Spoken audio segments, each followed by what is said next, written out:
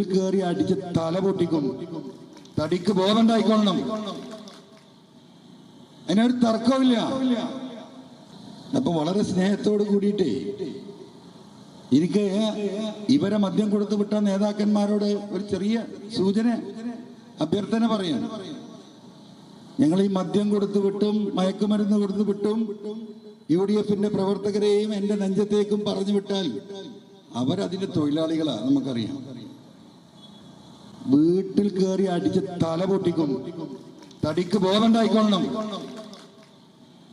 അതിനൊരു തർക്കമില്ല. നിങ്ങൾ ആക്രമിച്ച് ഒരുപാട് ആളുകളെ ആക്രമിച്ച് കീഴ്പ്പെടുത്തിയിട്ടുണ്ട് ഇവിടെ. ഞങ്ങൾ തലക്ക് അടിക്കുള്ളൂ. മനസ്സിലായോ? ഇതിനു വേണ്ടി ഇവരെ പറഞ്ഞു വിടുന്ന തലകളുണ്ടല്ലോ,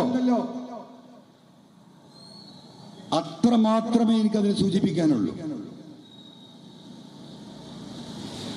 രാഷ്ട്രീയം ജനാധിപത്യപരമായി തങ്ങളുടെ ആശയം, തങ്ങളുടെ രാഷ്ട്രീയം പറയാനുള്ള അവകാശവും പ്രവർത്തിക്കാനുള്ള സ്വാതന്ത്ര്യമുണ്ട്. അത് ഈ രീതിയിലാണ് കൈകാര്യം ചെയ്യാൻ ഉദ്ദേശിക്കുന്നതെങ്കിൽ നിങ്ങളത് മനസ്സിലാക്കിയാൽ മതി.